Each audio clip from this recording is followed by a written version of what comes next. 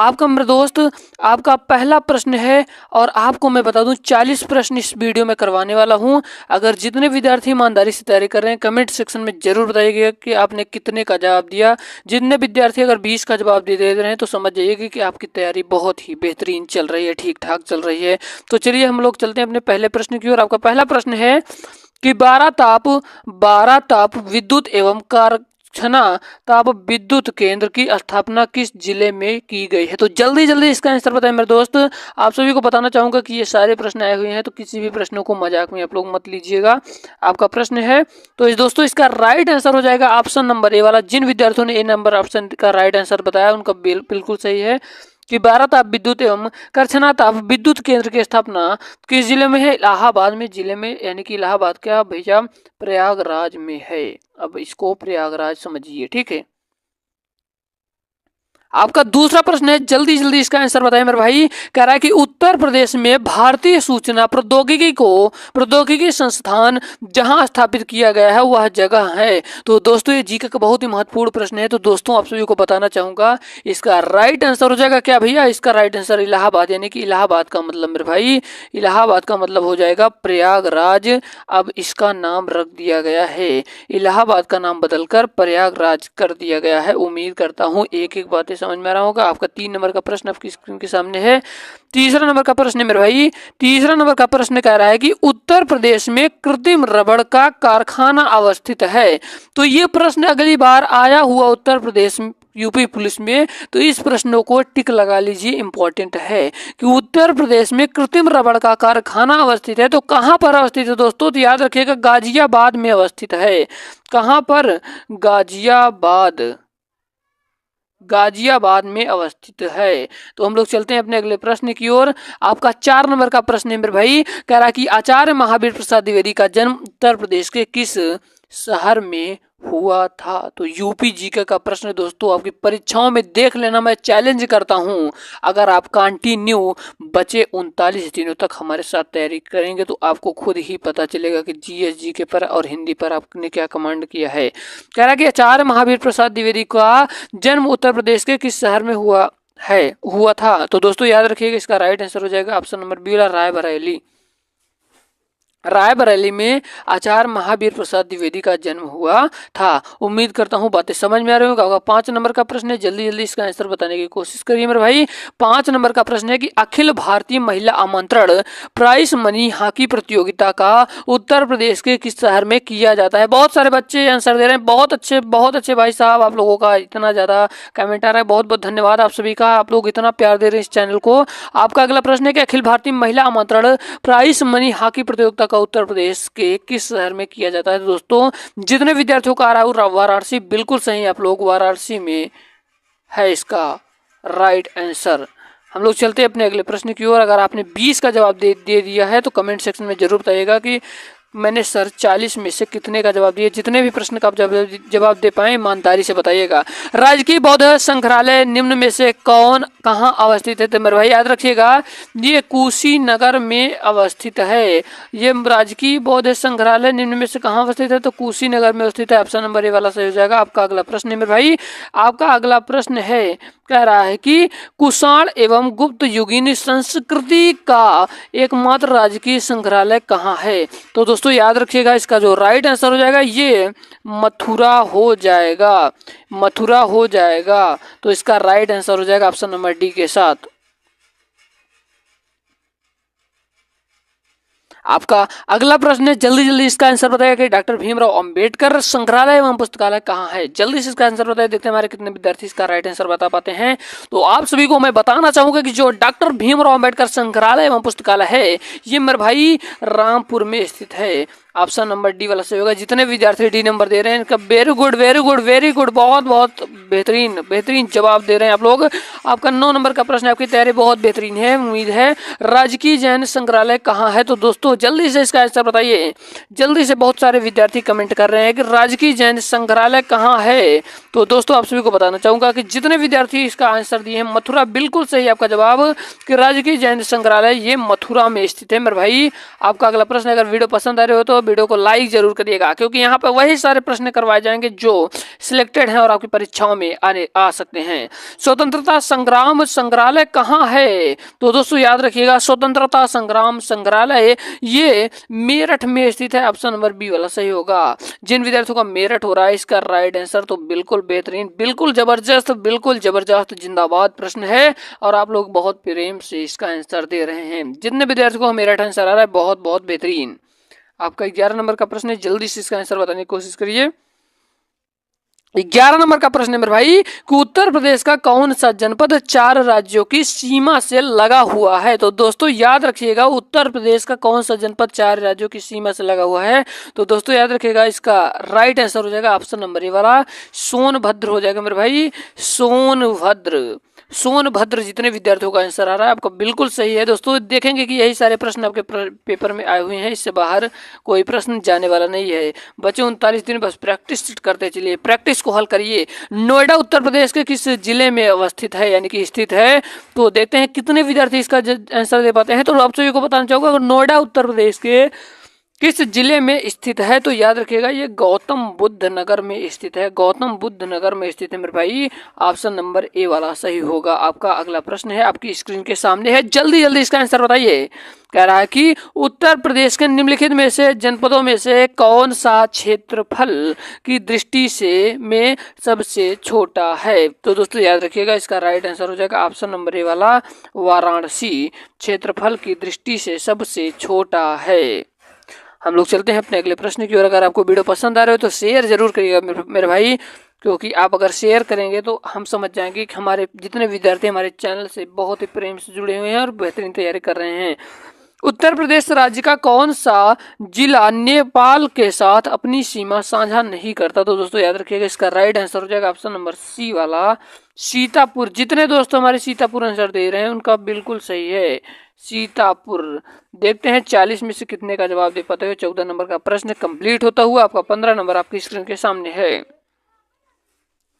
15 number का प्रश्न कह रहा है दोस्तों, 15 नंबर का प्रश्न कह रहा है, सुनिएगा कि उत्तर प्रदेश की सीमा रेखा भारत के कितने राज्यों से मिलती है? तो दोस्तों याद रखिएगा, उत्तर प्रदेश की जो सीमा रेखा है ये भारत के कितने राज्यों से मेरे भाई? जितने लोगों का आंसर आ रहा है सी नंबर की, ये 8 राज्यों से मिलती है, बिल्कुल सही है आपका राइट आंसर। आपका 16 नंबर का प्रश्न आपकी स्क्रीन के सामने है कि उत्तर प्रदेश यानी कि यूपी में स्थित जौनपुर की अटाला मस्जिद का निर्माण कराया गया।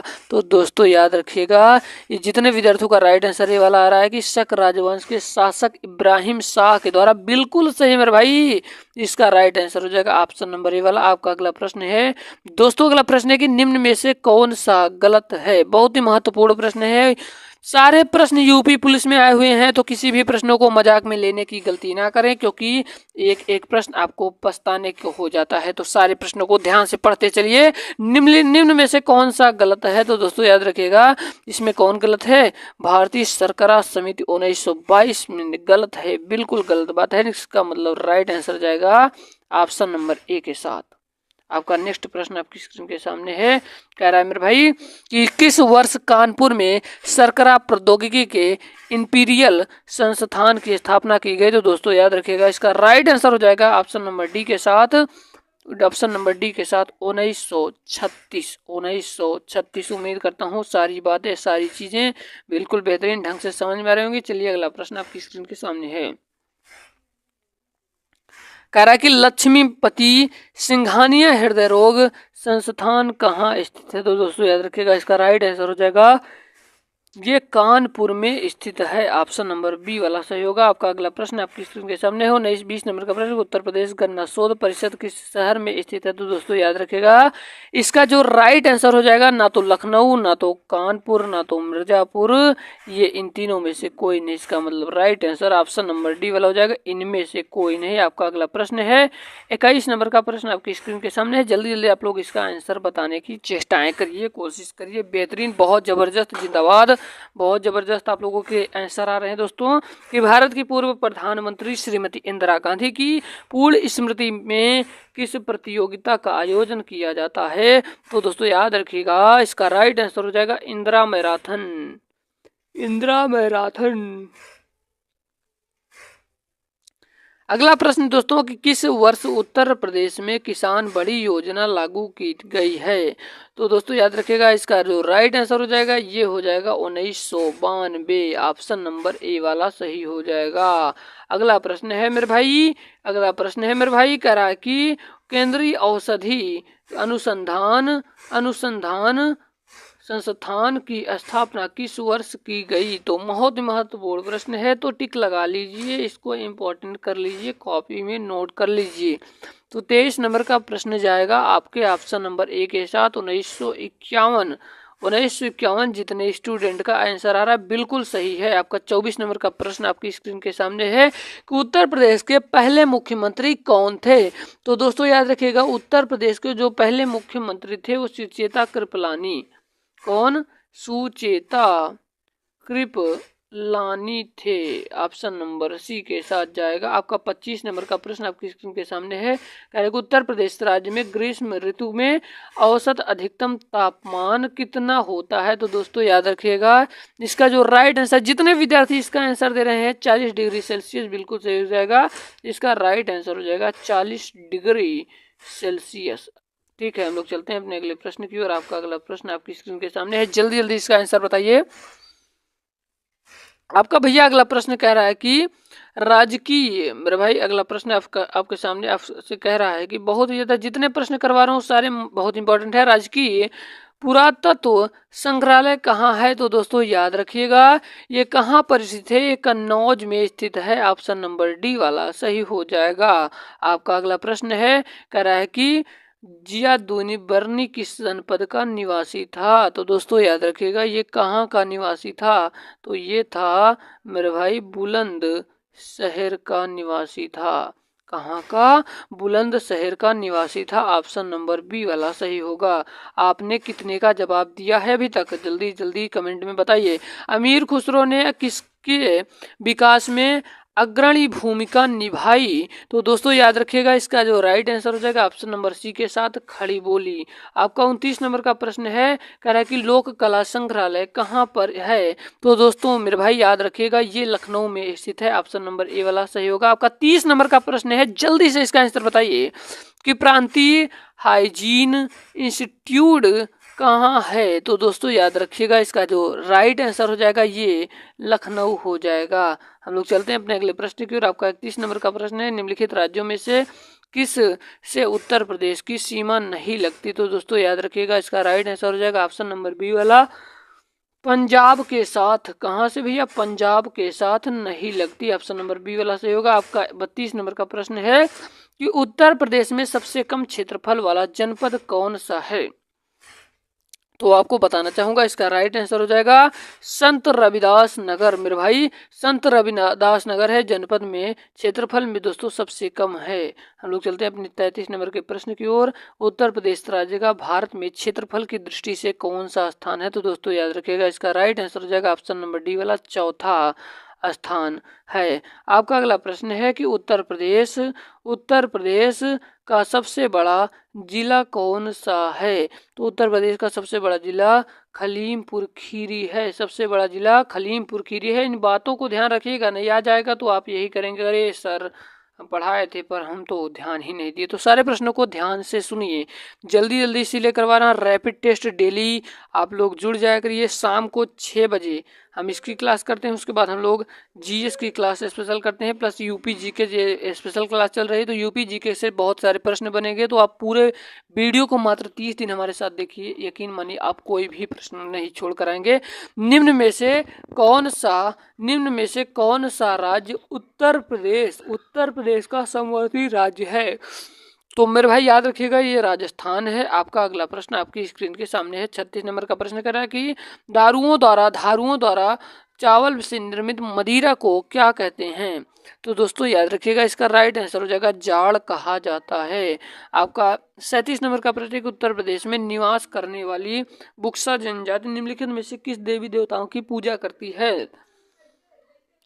तो आप सभी को बता दूं कि ये दुर्गा माँ और माता लक्ष्मी की पूजा करती है ये जनजाति। ऑप्शन नंबर बी वाला सही हो जाएगा। आपका 38 नंबर का प्रश्न है कि बुक्सा जनजाति के लोक शक्ति के प्रतीक रूप में किस वृक्ष की पूजा करते हैं? तो मेरे भाई याद रखिएगा, पीपल के वृक्ष की पूजा करते हैं। ऑप्शन नंबर डी वाला सही हो जाएगा। आपका 39 नंबर का प्रश्न है, कह रहा है कि उत्तर प्रदेश, सुनिएगा, उत्तर प्रदेश के वन क्षेत्र वाले जिले सोनभद्र का वन क्षेत्रफल कितना है? तो दोस्तों आप सभी को बता दूं कि इसका राइट आंसर हो जाएगा ऑप्शन नंबर सी वाला, लगभग 2540 वर्ग किलोमीटर। हम लोग चलते हैं 40 नंबर के प्रश्न की ओर। आपका 40 नंबर का प्रश्न कह रहा है कि उत्तर प्रदेश में सर्वाधिक वन क्षेत्र वाले जिलों का सही क्रम क्या है? तो दोस्तों आप सभी को बता दूं कि सोनभद्र, लखीमपुर खीरी, मिर्जापुर और पीलीभीत। ऑप्शन नंबर डी वाला सही हो जाएगा। आपका अगला प्रश्न दोस्तों, आपका अगला प्रश्न है, कह रहा है कि मुगल कालीन इतिहासकार किस राज्य को हिंदुस्तान की संज्ञा देते हैं? इसको आपको आंसर बताना होगा। जितने विद्यार्थी हैं आपको इसका टिप्स दे रहा हूँ। आपकी यह परीक्षा कहाँ की है, वहीं के हैं आप लोग, जल्दी से इसका आंसर बताइएगा। देखते हैं, आपका 42 नंबर का प्रश्न है कि जनसंख्या की दृष्टि से उत्तर प्रदेश का भारत में कौन सा स्थान है? तो इसका राइट आंसर हो जाएगा प्रथम स्थान। उम्मीद करता हूँ वीडियो पसंद आई होगी। अगर वीडियो पसंद आई हो तो रैपिड टेक्स्ट को डेली शाम 6 बजे चलता है। अगर आपको वीडियो पसंद आए तो वीडियो को लाइक कर देना, चैनल पर नया तो जरूर सब्सक्राइब करना ऐसे नहीं इंटरेस्टिंग वीडियो के लिए।